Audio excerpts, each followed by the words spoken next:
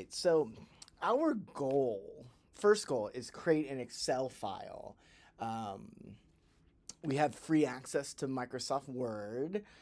So I'm going to go ahead and show you that. We'll see if it's changed a little bit. So this is going to be a clunky video. I wish I had time to edit it. I just do not. You can see my life is a mess just like everyone else's.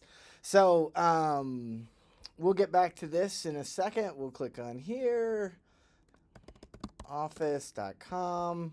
Should just log me on in. And let me click to the apps. On the apps page, make sure it's big here. You will see this when you click on the apps page, you will see install apps. This is where you can get Microsoft Office products for your computer through your Regis ID. You log in, you deal with all the rigmarole of that. So I'm going to assume you have that, so then you can have this. Ultimately, in the end of the day, you don't necessarily need that, but that's how I'm going to show the video. If you're good with computers, use Google Sheets. If you're not good with computers, use this. If you get annoyed or don't have a computer, we'll figure it out. But ultimately, if you have any problems, you got to come find me in my office so I can just help you. Just easier that way. I'm not going to troubleshoot over the email because I'm not that level of IT. But okay, so you got your Excel. You click on your Excel, you got your Excel file, you make your Excel file. All right, this is important for a step that we're going to take last. I want you to have your data file. It's pretty good. All right. So then, you save it, all that stuff. Now, the first place I'm going to take you is called Jamovi. So we just click Jamovi. You can download the program. I do think that's the easiest, but I'm just going to show you in cloud today. I'm going to click start. You probably have to hit some sign-in thing. I've done it before, but it's not the end of the world. It takes its sweet little time. I got a lot of tabs open. It is what it is. So we get there. You're going to have to sign in. Do not pay. They have a free plan.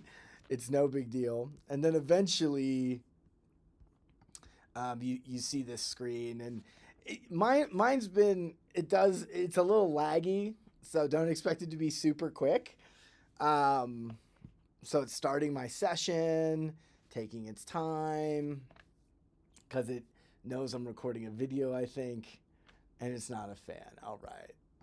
So it's pretty simple here. I'm going to go to my Excel file. I'm going to go ahead and copy. Command copy in Macs, control copy in Windows, if you got that. And I pasted everything in, not my heading, right? So now I got all my data in there. I double click, put the name of your independent variable here, give your manipulation a name. So it is a variable. One of the things people think their independent variable has two independent variables. It is not. Variable means varies. My variable has two conditions. It varies from control to experimental.